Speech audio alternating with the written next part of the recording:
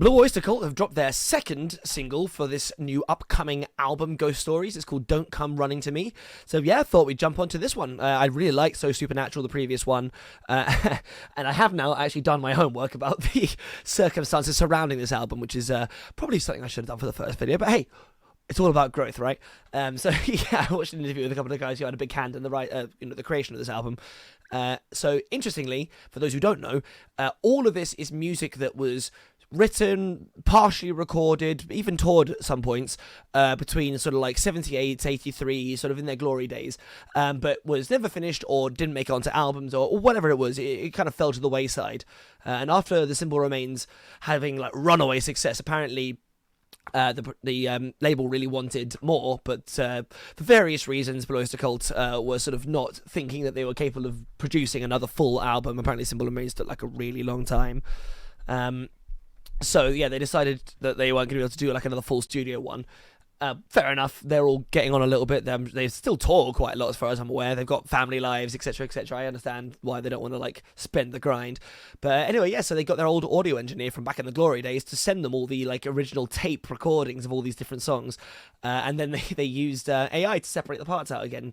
Sort of reminiscent of Then and Now, the Beatles song that I shit all over. But not because of its production quality, to be fair. Even though I heard them saying that supposedly, like, you know, the AI software that they used to split out the parts for that Beatles song was like James Cameron's like fancy bespoke AI that is not like, you know, for random people to use. So they were saying that they had to use a slightly more old and less efficient version of it. But yeah, so they ended up AI deconstructing it all, re-recording certain parts, mixing, playing around with it, and yeah, we've got this album that is coming out, which sadly they have also seemed to imply is going to be their last one, but you know, Ozzy said that a few times and he's still going, so yeah, anyway, that's probably enough of me blathering on. Let's actually check out the track, Don't Come Running to Me. I'm quite curious to see what the music video for this is going to be like, because So Supernatural one was the sort of weird, quite fun, very Easter egg heavy animation thing, so it looks like we're getting live action here. Oh, hello. Oh, okay. Oh, is that a puppet? What is that? Or is it weird animation? That's super weird. Also, that fucking synth, so good. Like, this has already got such a great like way of building up tension. Blue Oyster Cult did this so goddamn well, where, you know, like that drum is the incessant those big chords coming in, but just, you know, you're not quite getting the full riff. It's like teasing you in there, and then that synth, which is mixed quite quietly actually, but it's helping with the urgency, and then his wonderful wailing voice over the top. I'm digging this. I'm so confused by the animation on this face.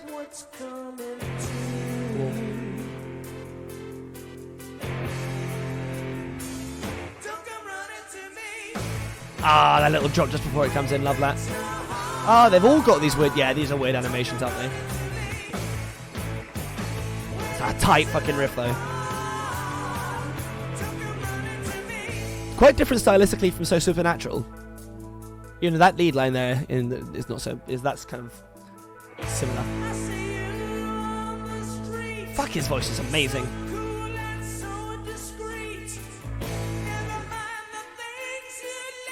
This is like, it's sort of chock full of stereotypes from this era, but it does it so well, and also it's authentic to the era, so, you know, this is like the archetype.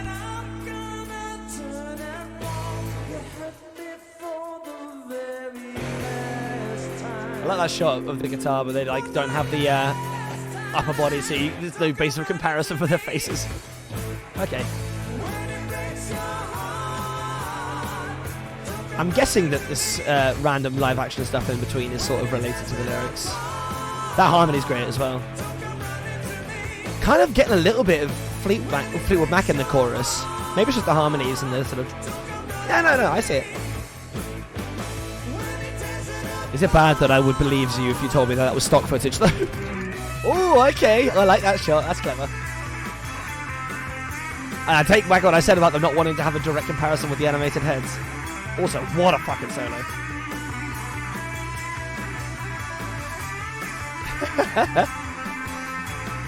Walk down the corridor menacingly. Oh. He is a fucking guitarist.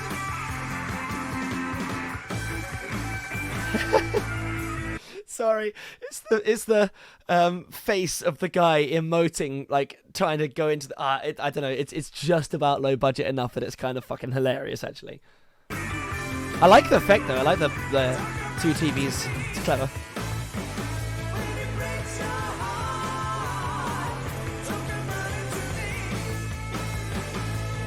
I wonder where that footage of the guitar comes from. If that's because if the song was unfinished before it was shown, if it was before it was aired, why would there be footage of somebody playing it? So I wonder whether or not that is either a new guitar line, or is it that someone is miming it? And because I'm almost certain that's live action.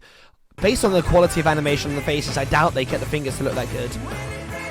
The bass isn't so supernatural, it's hilariously bad. Those footage bits are weird. I'm kind of getting Max Headroom vibes from these heads, actually.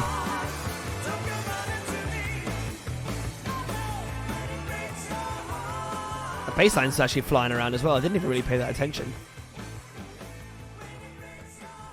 Well, Blue Oyster Cult never ceased to entertain. I mean, actually, I really like the song. I actually really, really like the song. Yeah, that was like every wonderful stereotype from that era executed flawlessly. That guitar line, the solo towards the end, was absolutely blistering. The way that the intro was pieced together, the anticipation, but then the chorus does actually pay off real nice. That harmony over the top of it's super effective. It's sort of because he's got that kind of like high, I don't know why I tried to sing that, Jesus, but he's got that kind of like high soulful voice coming through the entire way through, but it's got that urgency, and then when everything kind of fills in together, the harmony really makes it more round. God, I'm being very Italian with my hands today, I don't know why. Yeah, that was really, really fucking good. The music video was bizarre, but mostly in a very charming way.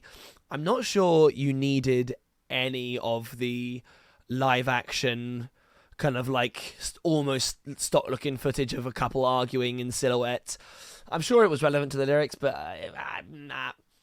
I feel like it was more immersion breaking than it was additive. I think I would have rather it had just been the shots. Honestly, just a static shot of the TVs probably would have been fine.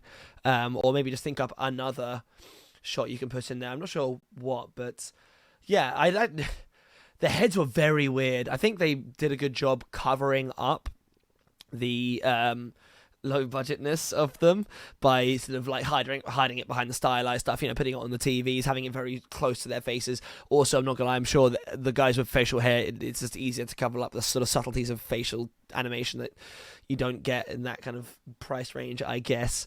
But I really liked the shot with the guitar playing underneath. That was super eerie, but I really liked it. Cool. I don't know. I'm all about this project. I think the album must come out pretty soon. I checked it on Wikipedia and they seem to think it was already out, but I don't think it is. So I look forward to seeing that when it does come out. I wonder if we'll get any more music videos. I mean, the thing about those music videos actually is that they can be made basically without the band being involved at all, which I'm sure helps up. Well, actually, most of this album appears to be in that kind of sphere. But anyway, it's cool. I'm sad that they've sort of like confirmed it's the last album. I've loved Civil Remains so goddamn much. I was really hoping they'd ride that wave and make another one, but I get it. Anyway, yeah, thank you all for watching. Your daily reminder that Enemy of Love is out now on Spotify and on this channel. It is my piece de resistance. It's the best thing I've released so far, I think, and hopefully will be the first single on an album that I am in the process of working on once I've finished doing this very laborious edit of Another Cooking with Renz, which is coming soon as well. So to make sure you don't miss any of this fantastic new content, subscribe, like, comment below, tell me your favourite Blue Oyster song, your Blue Oyster Cult song, because they've got such an eclectic career, and actually they've got so much fucking music. I don't know all of it, so if there's some gems I don't know about, I would love to know. I think low-key Dancing in the Ruin is mine. But yeah, anyway, thank you all for watching. Have a wonderful day, and I'll catch you in the next one. Peace.